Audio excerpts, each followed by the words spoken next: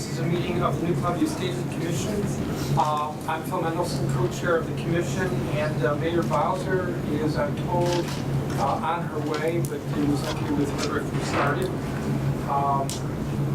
With me are, to my right, your left, Representative Franklin Garcia, Senator Paul Strauss, and Senator Michael Brown. So we have a forum present. We have an agenda. I don't know. I think the agenda is on the scene, so people know what our agenda is. I think what I'm going to do is, if there's no objection from the members of the commission, we'll skip number 1, the budget, until the mayor gets here. And we'll move to number 2, which is a report from the senior advisor, Beverly Perry. That's okay? Yep. Ms. Perry?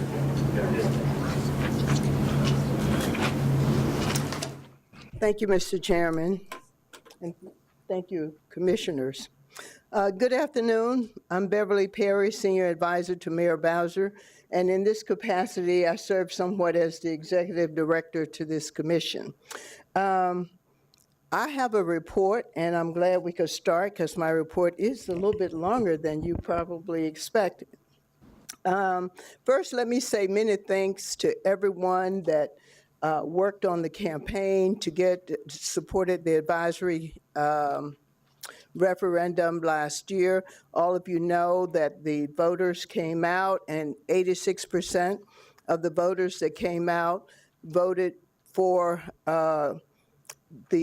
this commission to advance the Tennessee plan to pursue statehood. At last year, when we announced that we were going to do that at Emancipation Day, we had 7 months to put together all of the Constitution, the convention, draft the Constitution, and we got all of that done. We worked, we were driven by timing. We were in anticipation of the November election. That turned out differently than we had anticipated, so we had to change our strategy. And again, we're driven by timing. And let me just tell you the timing of what we are driven by this time. In 2017, we believe that we are well positioned for a national education campaign. And when we think about it, you know that Mrs. Norton has introduced her Admissions Act with our new Constitution. She has 133 supporters of that bill. We only need about another 120. And so we're halfway there for what we need in the House. Senator Carper has introduced the Admissions Act in the Senate. He has 19 co-sponsors, so we only need another 27. So we at least 20% of the way in both the House and the Senate, and we believe that we can get there. Let me just say that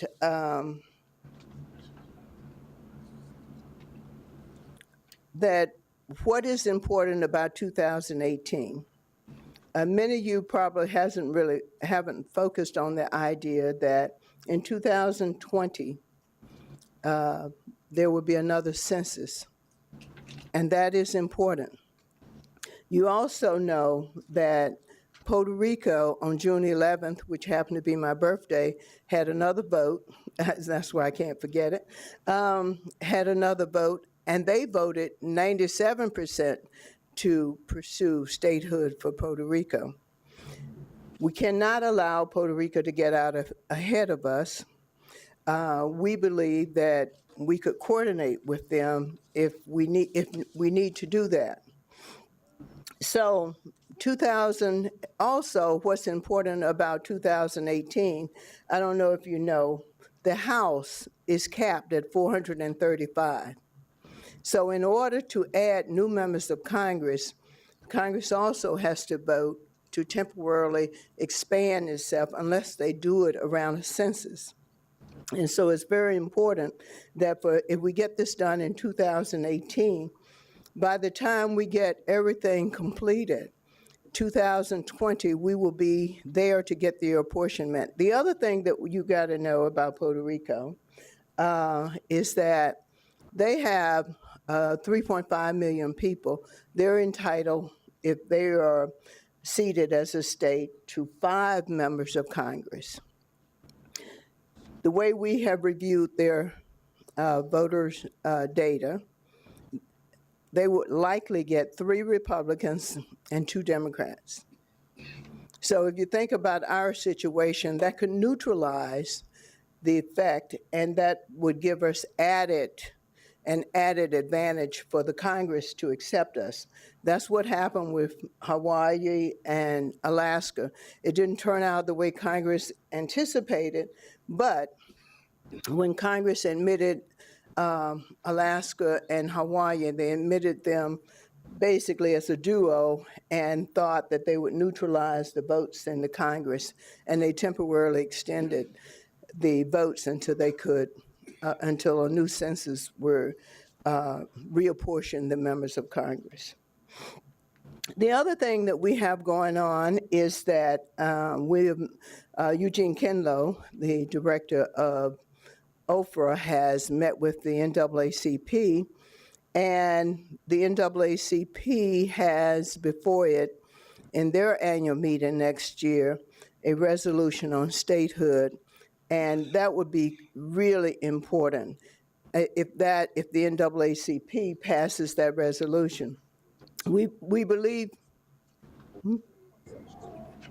this weekend, okay. We believe they also have on their agenda a resolution for Puerto Rico. So that would also pair us together moving forward.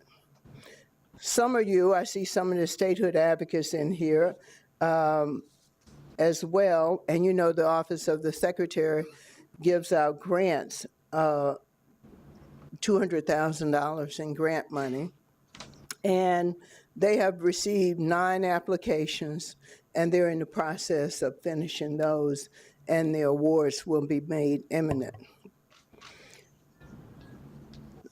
The next steps, collectively, this is for all of us, the residents, the delegation, the commission, the administration, and the council. There are a lot of next steps that our group, the Office of the Senior Advisor and OFRA, have put together, and we want to propose to the commission. Some of them are on the agenda. We have looked at our boundaries. We know that our statehood boundaries, we have a map. I think we handed that out to, I believe have we shown the maps? Did we hand any of the maps out? If you look at the map, you will see the federal district in the District of Columbia. This is it. The blue is the federal district, and the red is Washington, D.C. The federal district is only 2% of the land mass of Washington, D.C. And this is what we approved last year when we approved the boundary change. And so we believe that we have to educate America that all of the red is not what belongs to them as part of their nation's capital.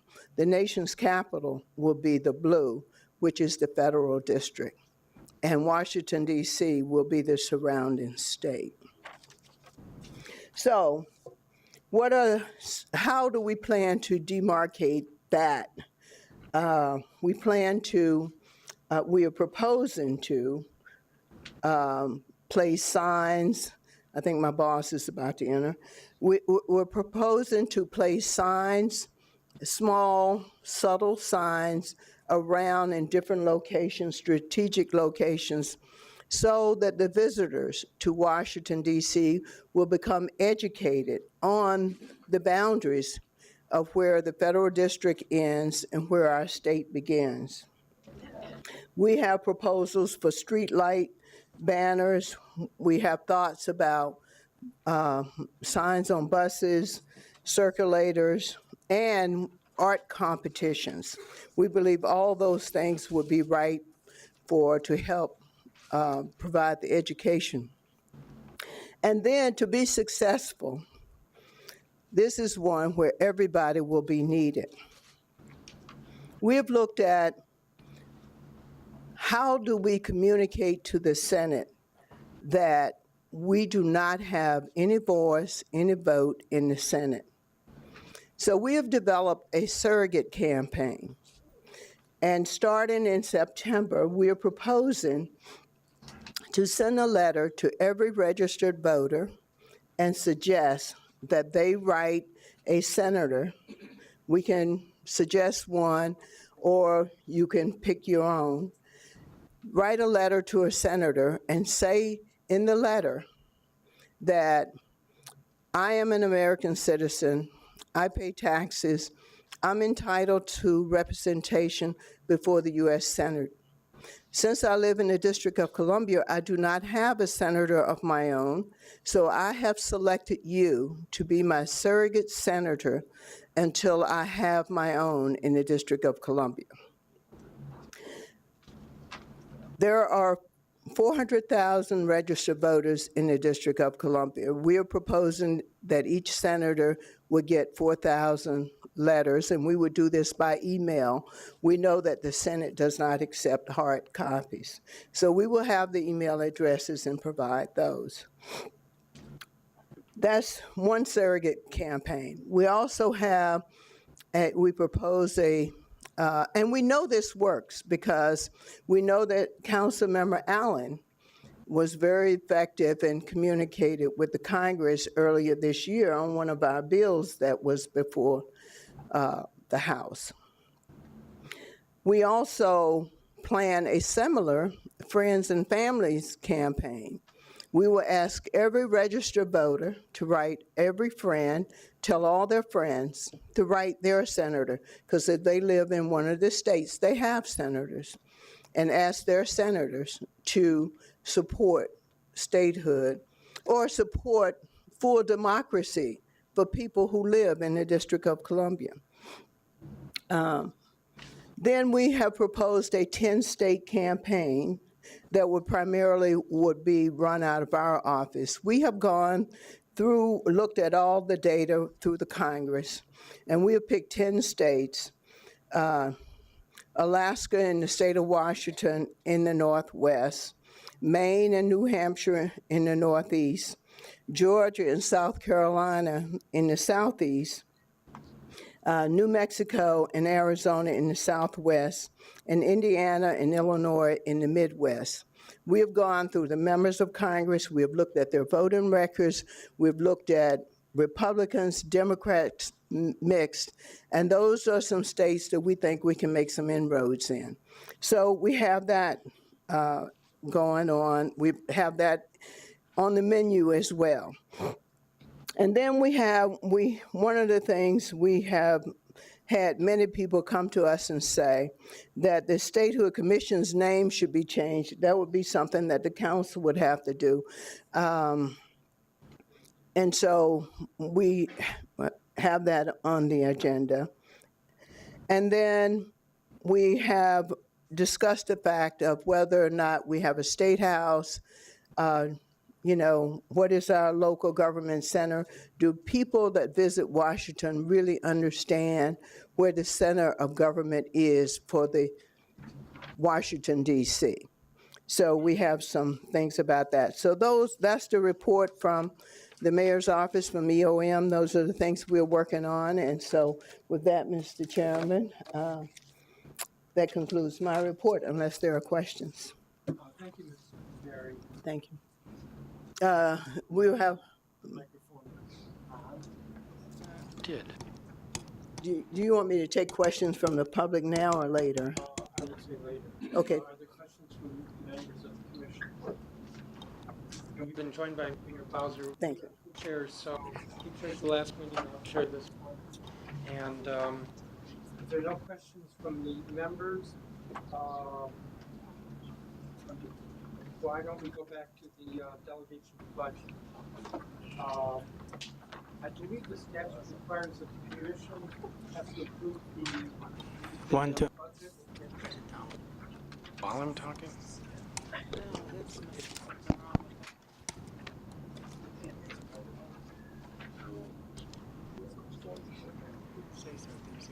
So I know it works if I hold the finger down, but don't ask me to turn any pages. My hands are tied up.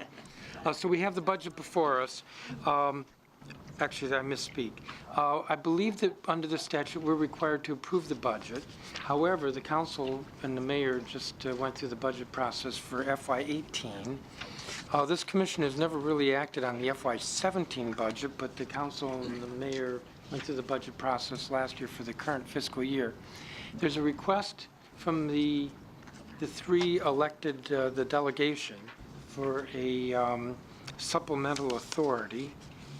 And let me propose that, I guess, Senator Strauss, that you present this, but let me say also, you and I spoke before the meeting.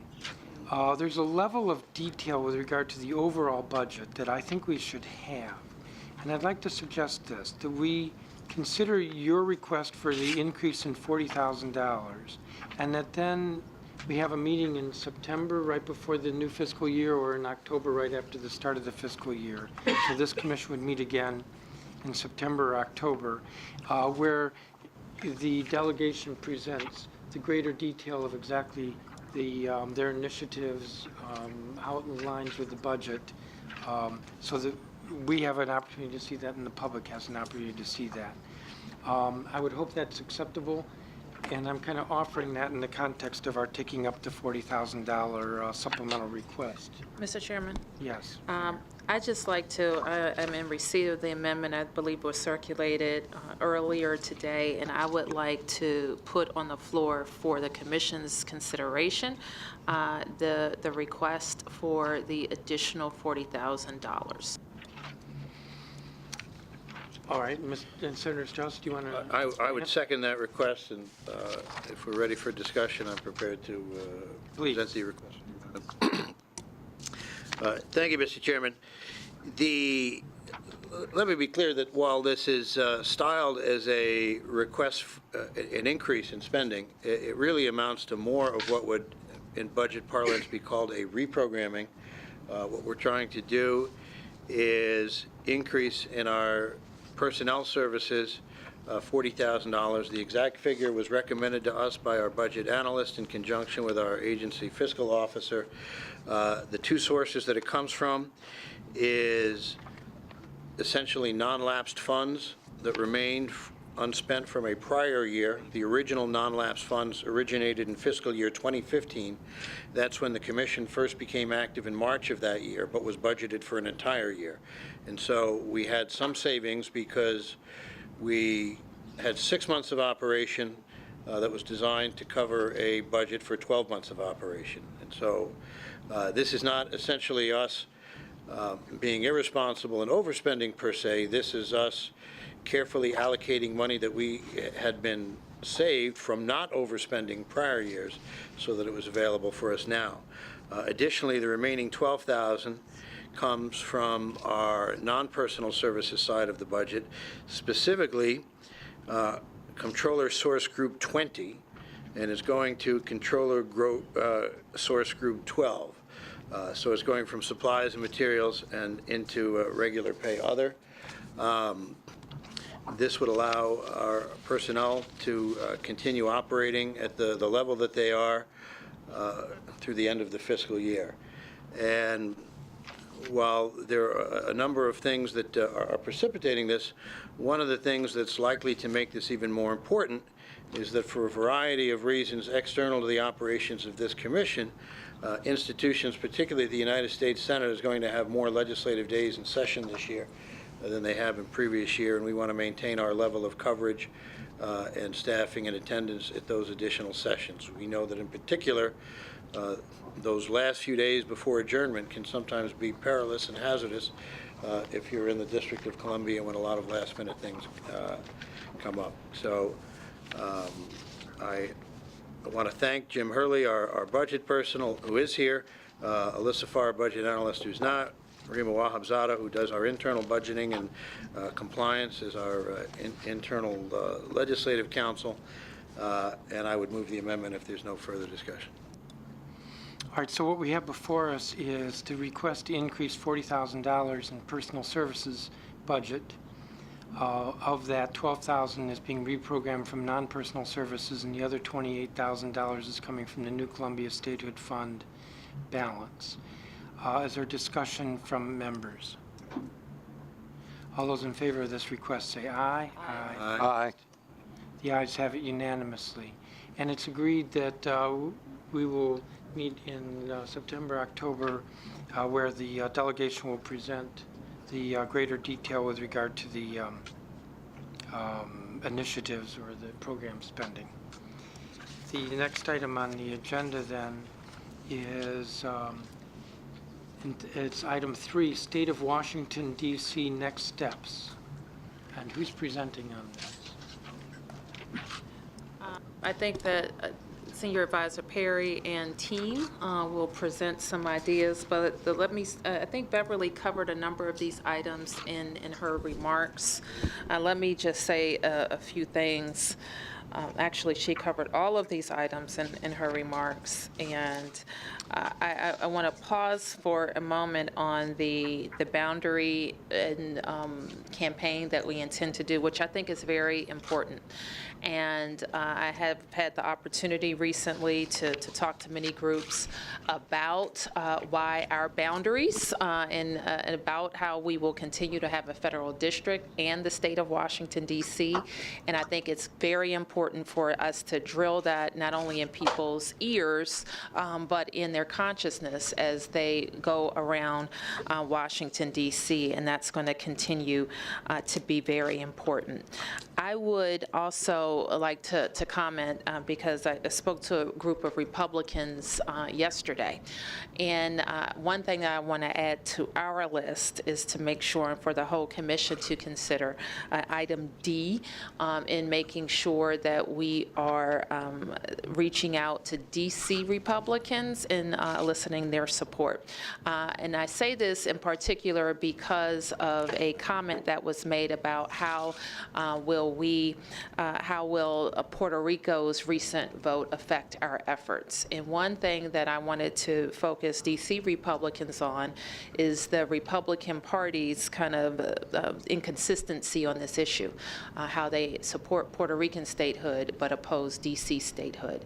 And so I asked our D.C. Republicans to get to work on this now so that we can see platform changes in the years to come so that they can have a more consistent argument for how we proceed. So I wanted to say that. If there are any other items that you wanted to add, Beverly, to what you've already discussed. Can I just interrupt? Sure. You say item D. You have a different agenda than we do. Oh, I'm sorry. I was... D. Under the state of Washington, D.C. next steps, we talked about the boundary changes and a boundary awareness campaign, a surrogate campaign, Yes. and Friends of Family campaign.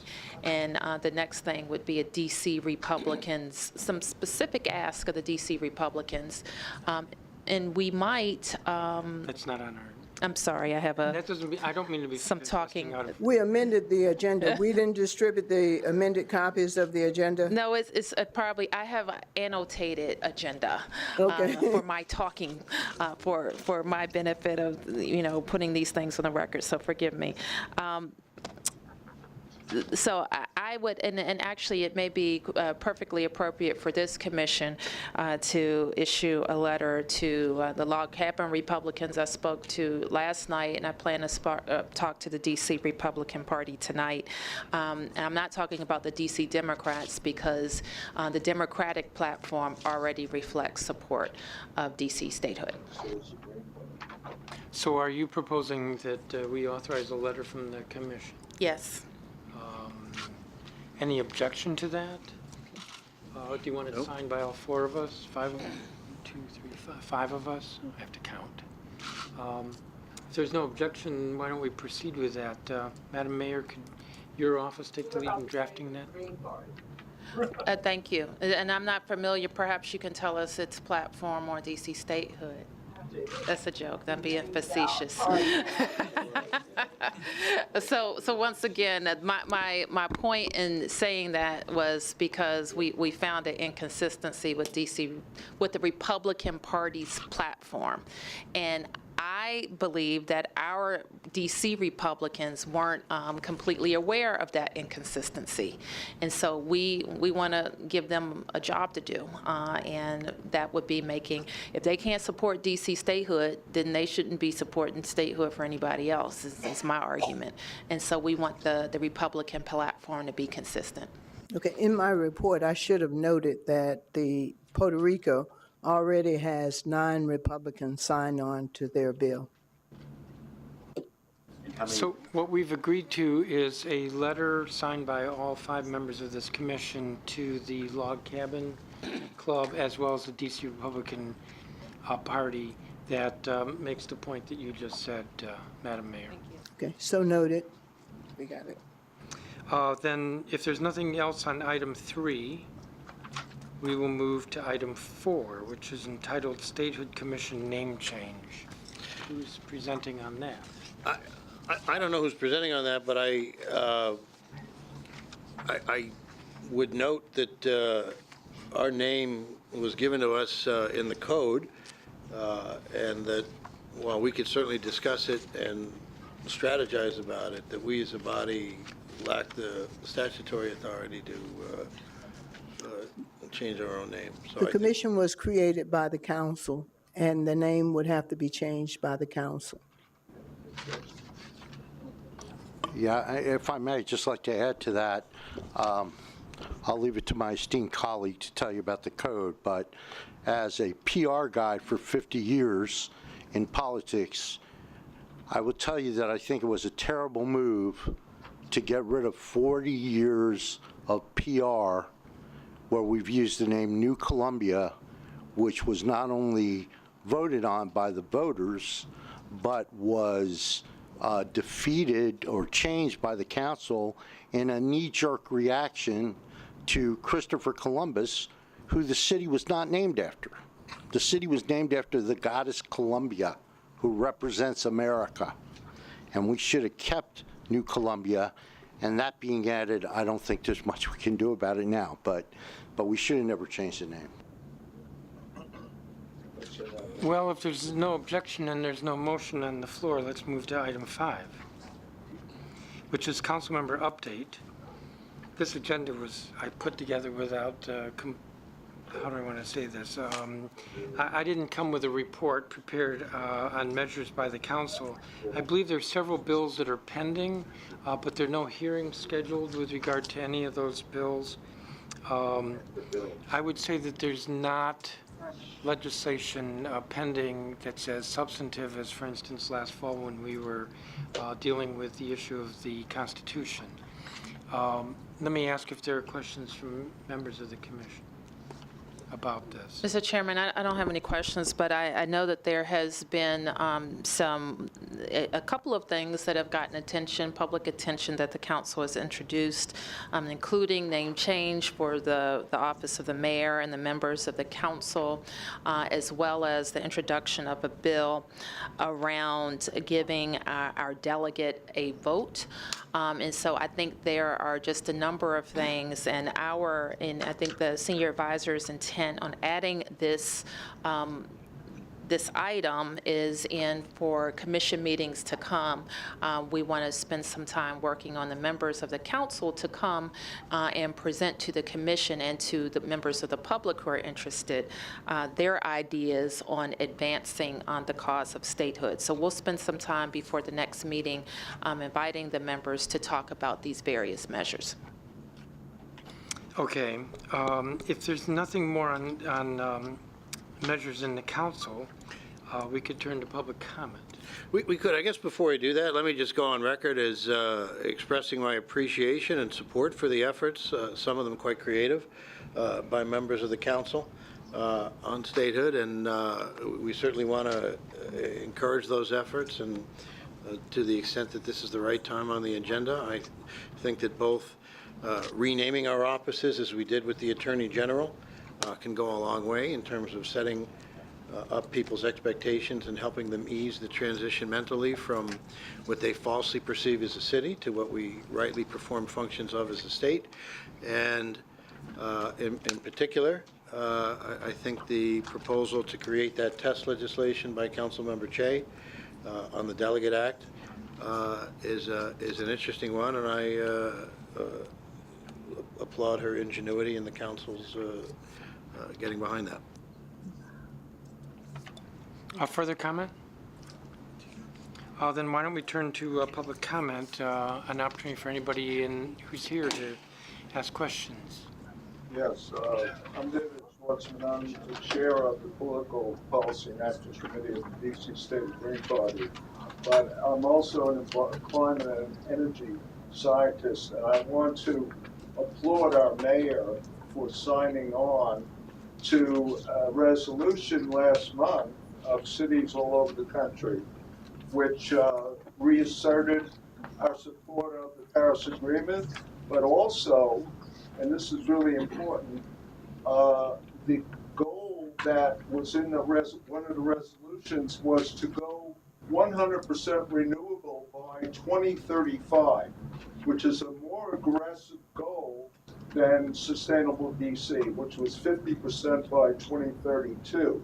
So I want to applaud the mayor. I assume she supported this resolution, and I think it was really noteworthy, and we could be a leader. And I want to say that this is part of acting like a state, asserting our self-determination. I think this is critical to the statehood movement. And I want to suggest finally one other thing that we should anticipate regarding the Trump administration. Hopefully Obamacare gutting will be defeated, yes. But they are planning a tax cut which will namely benefit the very wealthy. Now we should seize on that in our own legislation to reverse the regressive character of our own overall tax structure from families earning about $50,000 and up. And that way we can, even millionaires, if we hike the rate on the very wealthy, they would actually come out ahead anyway, because it's likely they will get a big tax cut in their federal income tax. So I urge you to consider this, and also our chairman of our council. I know the other members don't have power to change that, but thanks for this opportunity to make that comment. Sure. I can't see you with your hand up. Joyce Robinson Paul, paper green, and also I'm concerned about surrogate senators because we elect shadow senators, but we elect senators. So we have 2 senators. So to go to the Congress and say that we want to be surrogate senators, that may be confusing. Well, we drafted letters, and we have talked about that, and we wanted to make sure that we do not offend anyone. In all due respect, though, our shadow senators don't speak on the floor of the Senate. They do not vote in the Senate. And so the issue is that how do we, with all the crucial issues that are before the Congress right now, how do we have any voice at all? Well, then we should speak about the voice. Yeah. Yeah.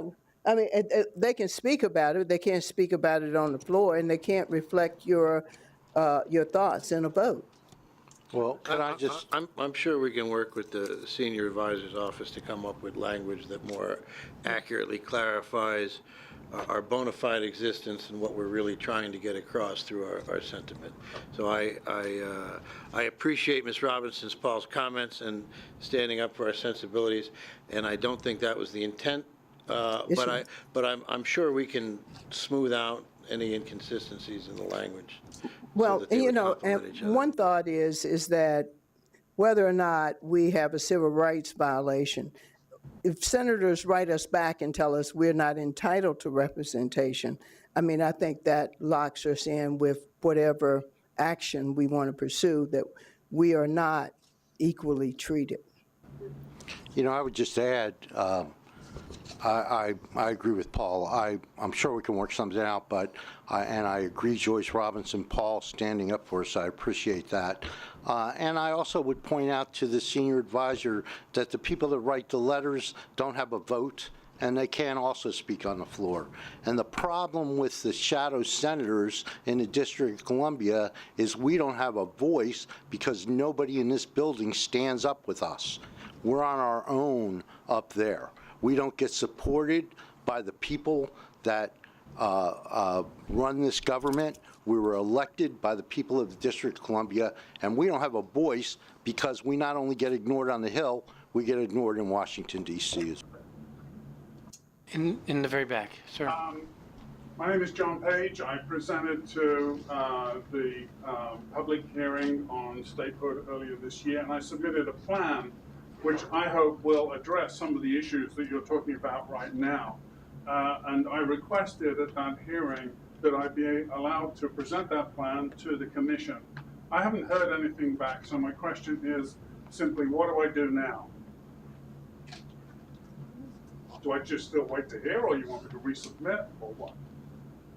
When we meet, may I suggest that when we meet again, we consider what you have, and if it needs to go on this agenda or in another form. Let's talk about logistics right after this meeting then. Thank you. Thank you.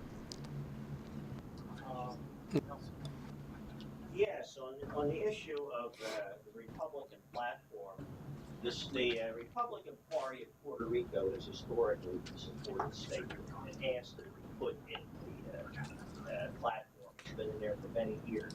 The Democratic Party of Puerto Rico has opposed statehood, as has historically the leadership, Democratic leadership in the House and the Senate.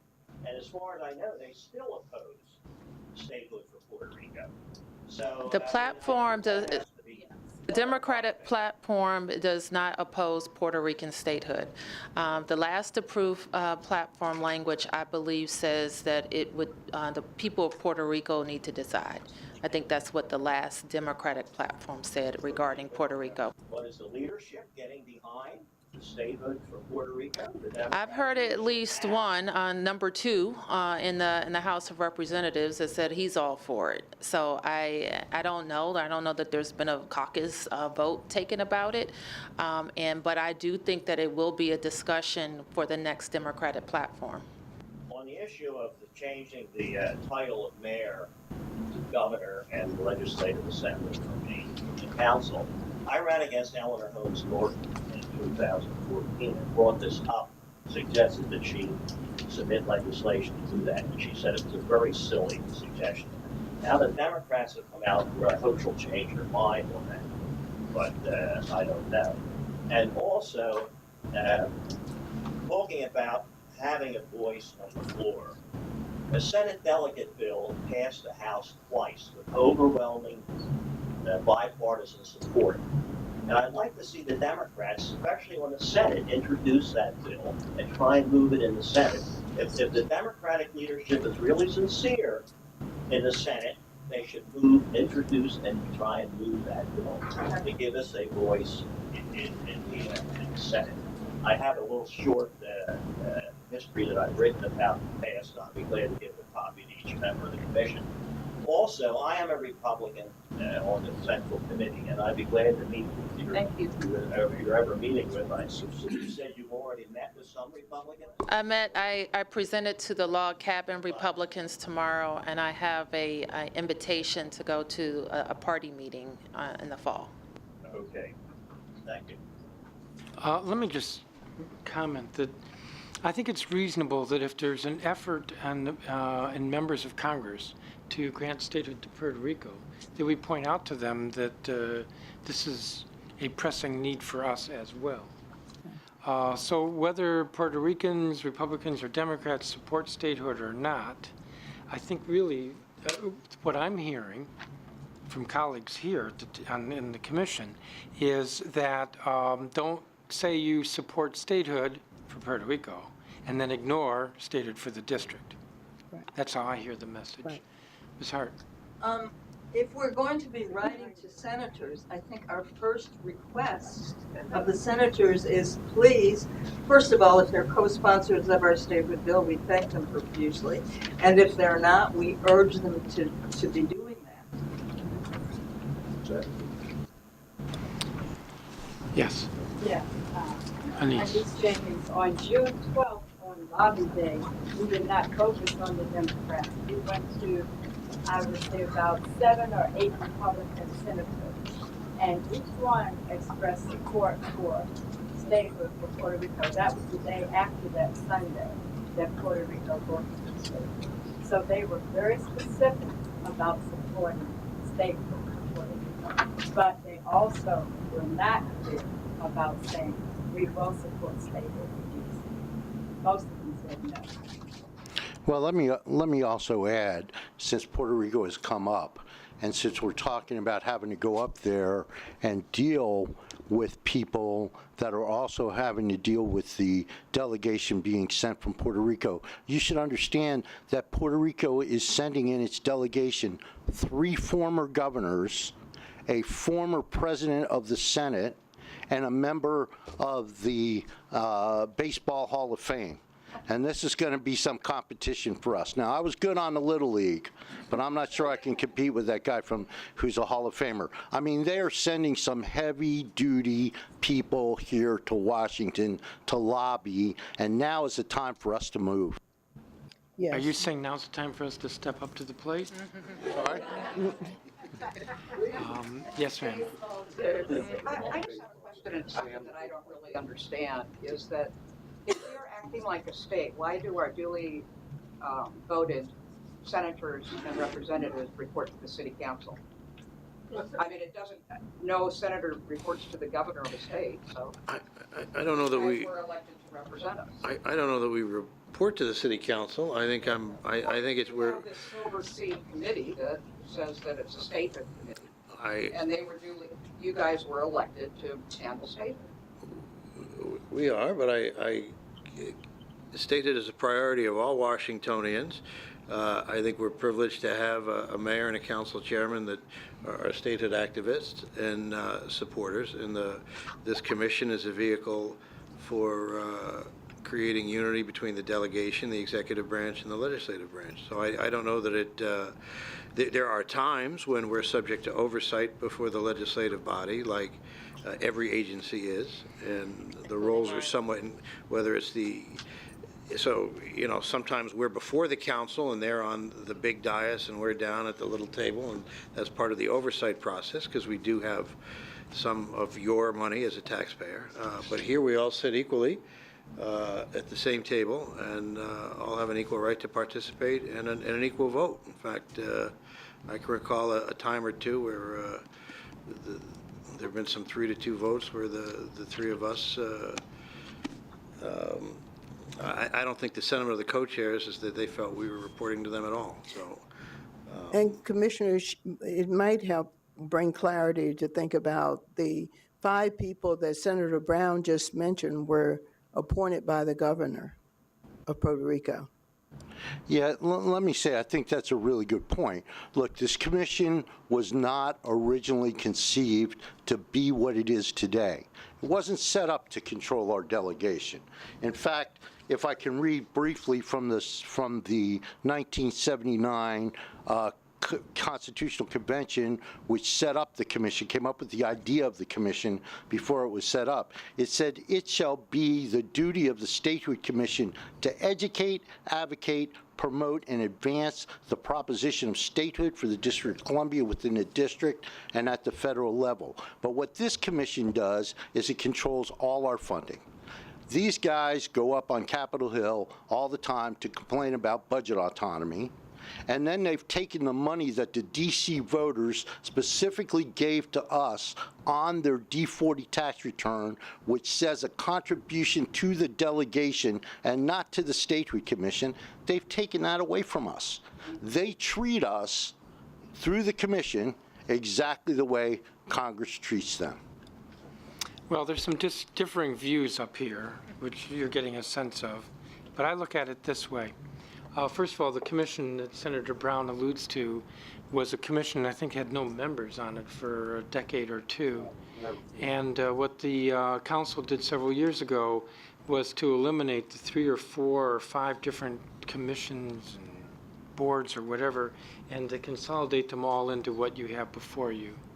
And I would note that in the history of home rule, until this commission was established, the public never saw the 3 elected, 2 senators and representative, and the mayor and the chairman of the council sitting down together. We have to work together through this commission. And further, this commission meeting, and we're required to meet in a public session, is an opportunity for the public to be here, for you to be here. And I would point out that only beginning last year, with the debates over the Constitution, did the public get to confront, as you are today, the mayor and the chairman of the council, the 2 elected senators, the representative, on issues of statehood.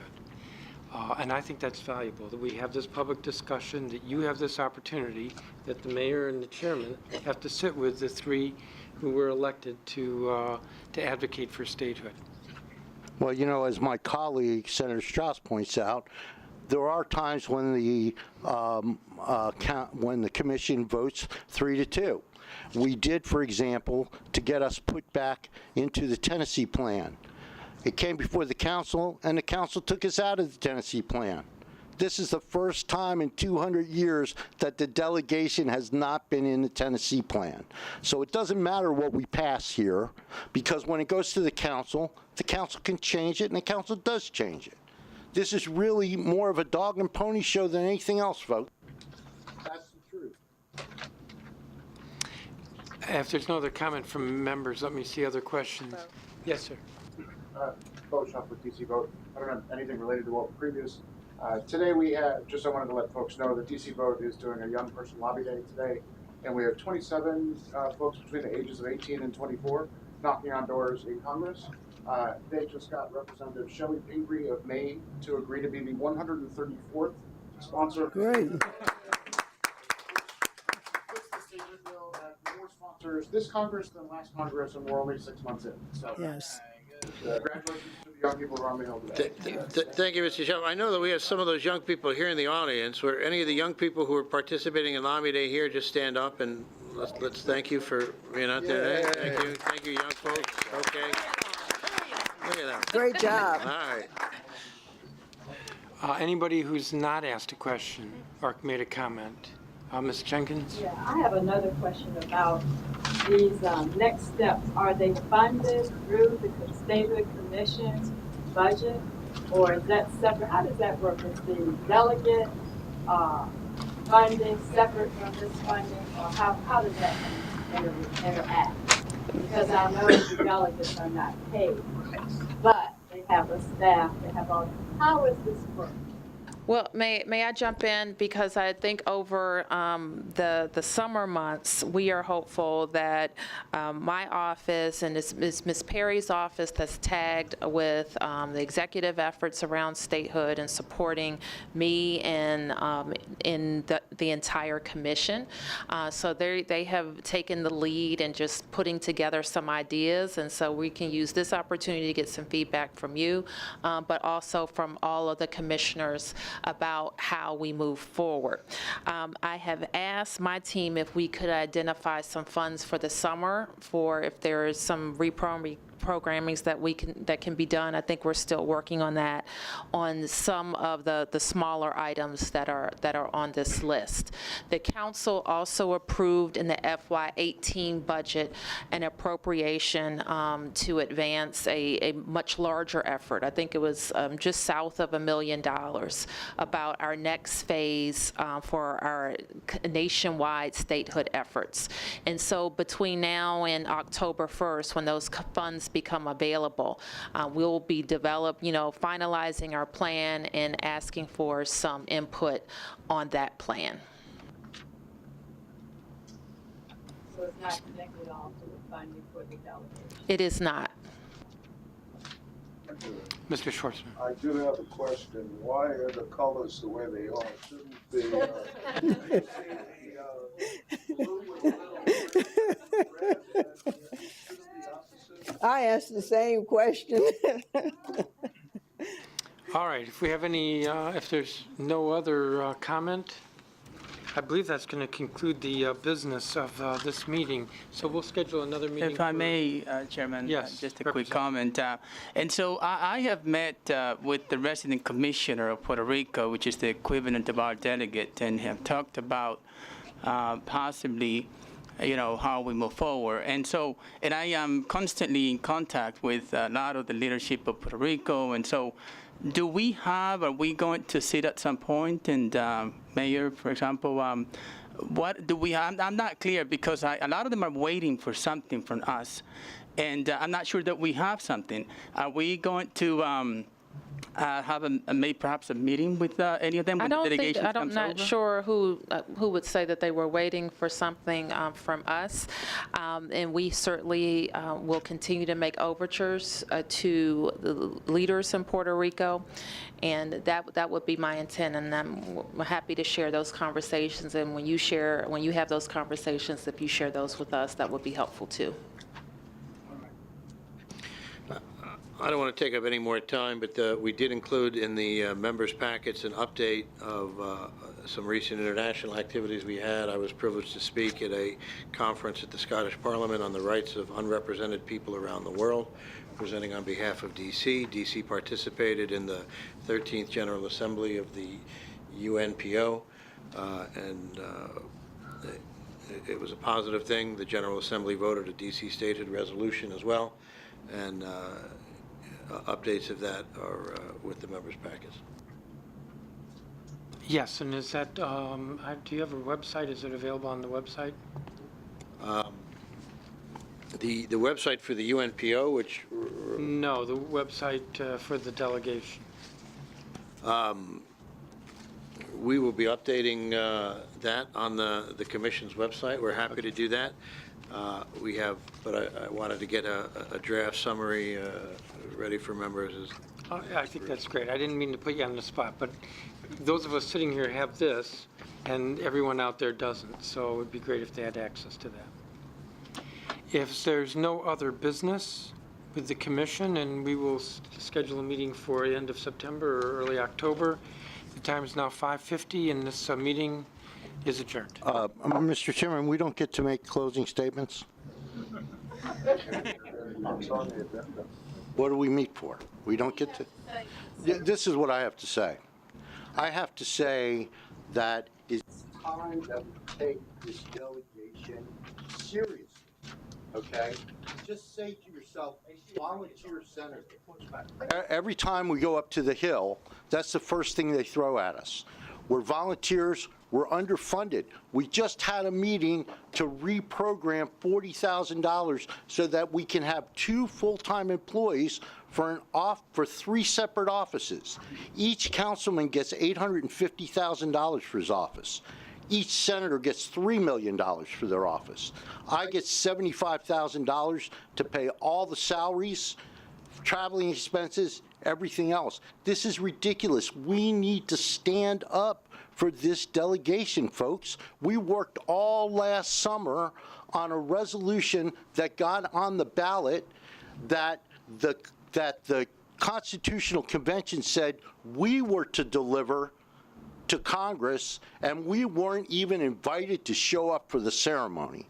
I had to write a nasty email to the mayor, the chairman, and the delegate to get a backhanded invitation to go up there and stand up there. Now look, I love this work, and I've worked very, very hard at it.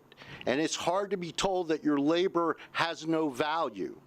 But if you're serious about sending Senator Strauss, Representative Garcia, and myself up to get into a battle with 3 former governors, the president of the Puerto Rican Senate, and a professional baseball player, you need to stand up behind us. That's what I have to say. Here, here. Thank you, Senator Brown. If there's no further business, 93 million. this meeting at 5:52 in the afternoon is adjourned.